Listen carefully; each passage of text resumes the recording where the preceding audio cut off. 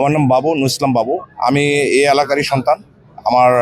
আমি এই এলাকার ক্যান্টনমেন্ট থানা ছাত্রদল, বৃহত্তর ক্যান্টনমেন্ট থানা ছাত্রদলের আমি প্রতিষ্ঠাতা সভাপতি। ঠিক আছে, এখন তো 6-7টা থানা হয়েছে। হ্যাঁ, তখন একটা থানায় ছিল একদম আবদুল্লাপুর পর্যন্ত। আমি বৃহত্তর ক্যান্টনমেন্ট থানা ছাত্রদলের সভাপতি। হ্যাঁ, আমি পরবর্তীতে ঢাকা বিশ্ববিদ্যালয়ে মুজিব হলের সভাপতি হই, পরবর্তীতে মুজিব হলের বিপি হই।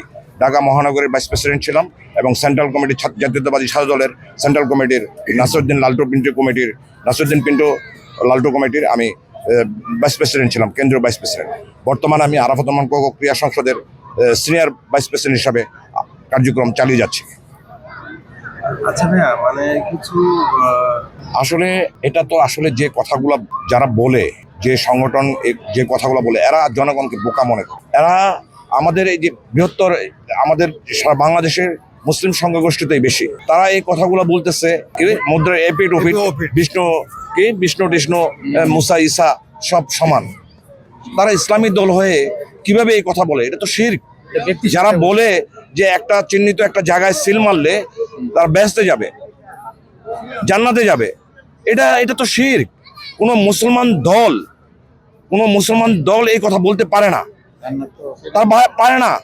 তখনই সাথে সাথে শিরক হয়ে যায়। এটা আমাদের এখানে বুঝতে হবে। আর এই দেশের মানুষ বোকা না, এরা এই দেশের মানুষ সঠিক সময়ে সঠিক সিদ্ধান্তই নিয়েছে।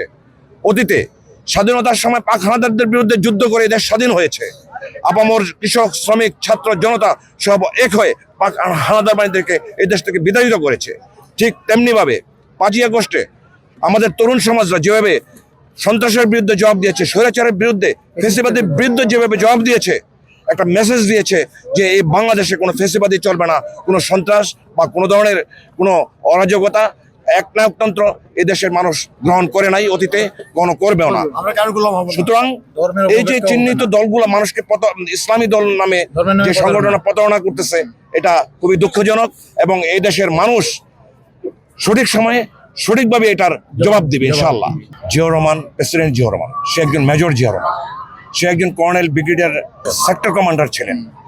সে বীর উত্তম এবং তার কিন্তু সারা বাংলাদেশে এক কাঠা জমি যখন তাকে মেরে ফেলে যখন তাকে হত্যা করা হয়, তার এক কাঠা জমি কিন্তু কোথাও পাওয়া যায় নাই। জিয়াউর রহমান কতটুকু মহৎ হলে তার জানাজায় দেখেন কত হাজার হাজার মানুষ, লক্ষ লক্ষ মানুষ উপস্থিত হয়েছে। আসলে জিয়াউর রহমান একজন নিঃস্বার্থ মহৎ একজন ব্যক্তি ছিলেন। সে একটা প্যাট্রিয়টিজম, দেশপ্রেমিক ছিলেন, সৎ ব্যক্তি ছিলেন। তাদের সহধর্মিণী ছিলেন খালেদা জিয়া। আপনারা দেখেছেন খালেদা জিয়া আপসহীনভাবে জনগণকে নিয়ে এসে তারা এই গণতন্ত্রকে পুনরুদ্ধার করেছিলেন।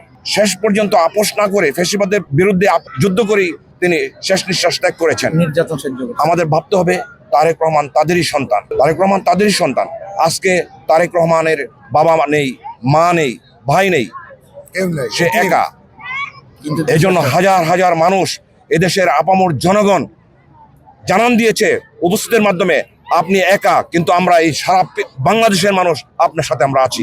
এই জন্য এই সহমর্মিতা জানানোর জন্য আমাদের নেতা জনাব তারেক রহমানের পাশে আছে এবং তাকে ওভাবেই তাকে গ্রহণ করেছে এবং দেশের স্বার্থে এবং দেশের স্বাধীনতা সার্বভৌমতার স্বার্থে। এবং জনগণ জানে যে দেশের স্বাধীনতা সার্বভৌমত্ব রক্ষা করার জন্য একমাত্র একটা পরিবারই আছে এবং সেই পরিবারের নেতৃত্বে এখন বাংলাদেশ জাতীয়তাবাদী দল, সেই দলের নেতা জনাব তারেক রহমান। আমরা তার দীর্ঘজীবী কামনা করি এবং আল্লাহ তাআলা তাকে তৌফিক দান করে এদেশের মানুষকে এবং এদেশের সার্বভৌমত্বকে রক্ষা করার সে যাতে তৌফিক দান করে, এটাই